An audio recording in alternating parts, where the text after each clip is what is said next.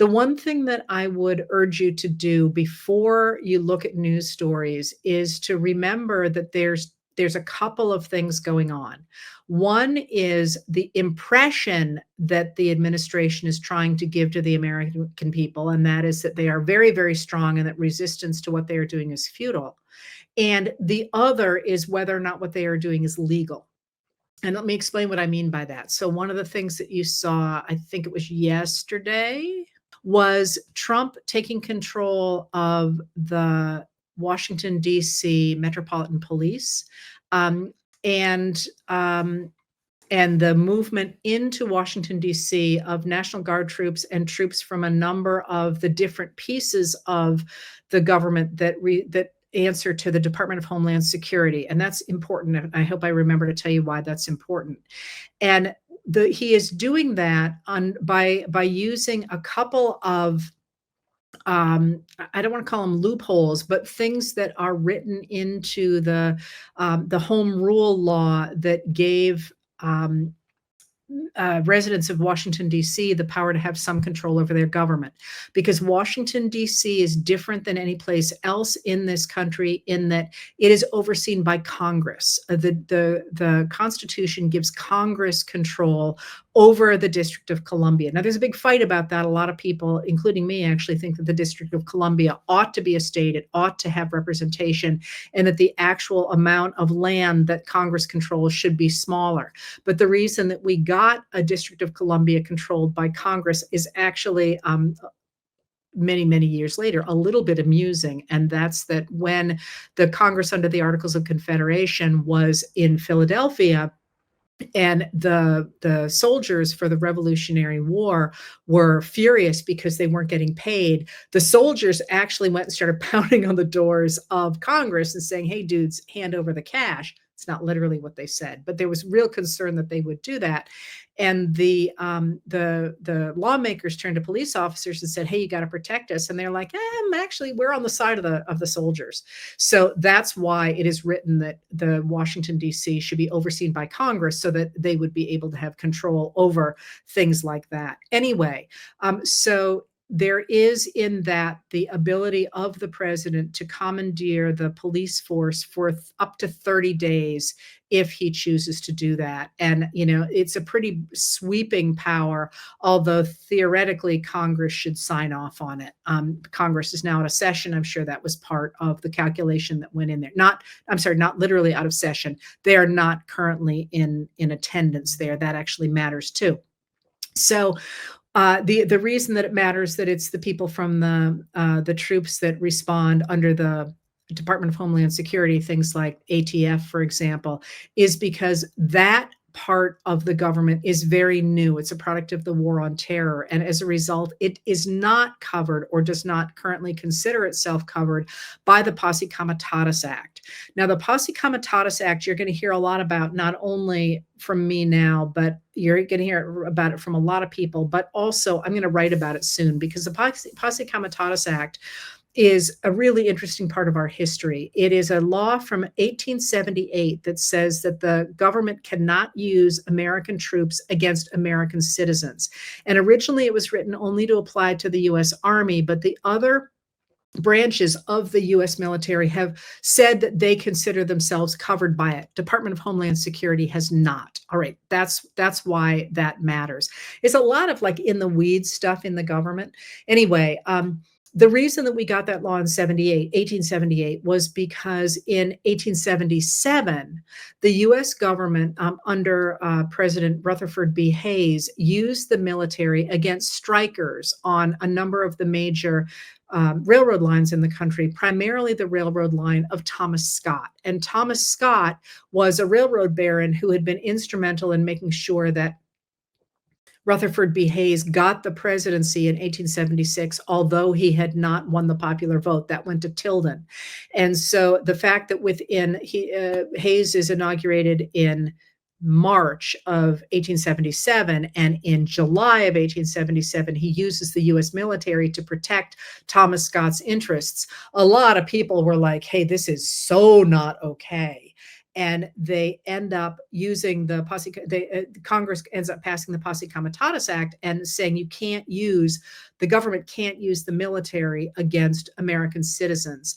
And during those debates, actually somebody says to the people who are proponents of that law, "Do you really mean that you can't use the government against, what happens if somebody elects a socialist to become a mayor of a state, which of a city, which had recently happened in Pennsylvania?"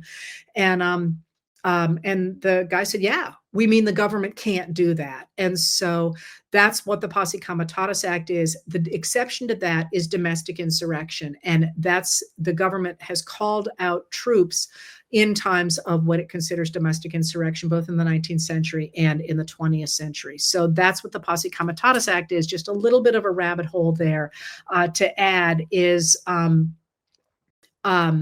it's one of the things that really made life for indigenous Americans extraordinarily difficult in the late 19th and early 20th centuries, because the people who were intruding on their grazing lands, for example, or who were running off their cattle or their horses were US citizens, and the people who were supposed to be protecting indigenous Americans were the US Army. And so the US Army by law could not be law enforcement officers against those American citizens who were intruding on Lakota land, for example. And that's why you get the rise in that period of indigenous police forces that work with the US government. Sometimes people misunderstand that and think that they were somehow sellouts or whatever. That was literally the only way that the Lakotas, for example, and other tribes as well, had any protection against the Euro-American interlopers onto their land because of the Posse Comitatus Act. All right, you're going to hear a lot more about that, but that exception is going to be important going forward.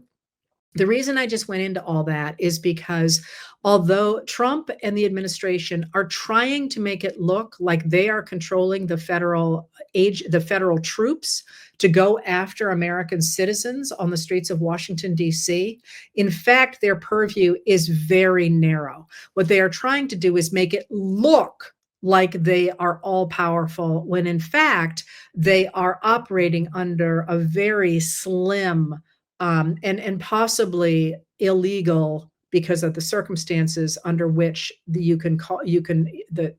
administration can take over the police, for example. That requires an emergency. And while Trump has insisted that there is an emergency in Washington, D.C., the crime there is at a 30-year low.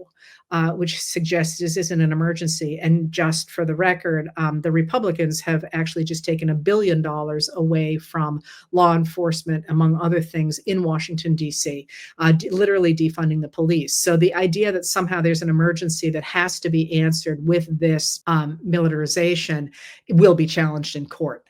Now, the reason that I can say that this is what they are trying to do to create this image is because in California right now, there is an ongoing court case about the use of troops during in June and July in Los Angeles, which you may remember on July 7th, there was the real use of American troops in MacArthur Park to really make it look like the troops were bearing down on American citizens, along with ICE in MacArthur Park. And that has been challenged, and there's a court case going on about it right now. And one of the things that the administration is saying is that, yes, they believe that the soldiers should be covered by the Posse Comitatus Act, and that they were there to make a federal show of force, that this was about image. Now, they are being countered with the reality that they might have said they should be covered by the Posse Comitatus Act, but they were actually doing the sorts of law enforcement activities that they should not have been doing under that act. And that's what the court case is about. So, but they made it very clear that this is what they were doing. They're trying to look really impressive. And the other aspect of that is of some interest is that this administration has been consistently fighting court cases, not based on the merits, but on aspects of cases that are simply sort of the mechanics of a case. That is, what they are arguing is that they're in the wrong court, or that so-and-so doesn't have standing, or whatever. Not that what they're doing is actually wrong. They're trying to obfuscate a lot of what's going on. All right. You need to have in front of you because you're seeing people talking in all sorts of places about Trump having declared martial law, everything is over. In fact, that's not the case. Washington, D.C. is a special case. And even within that special case, there are a lot of limits. That's not to say it's okay. This is deliberately designed to make people afraid of the administration, to make them less likely to speak out. But it is not there. Nobody has declared martial law. Martial law means, among other things, that people don't have the right to due process, among other things. That hasn't been declared in Washington or elsewhere. So the reason I mention that is because one of the things that's really clear right now is that the administration is trying to look like it's extraordinarily powerful. And it's not.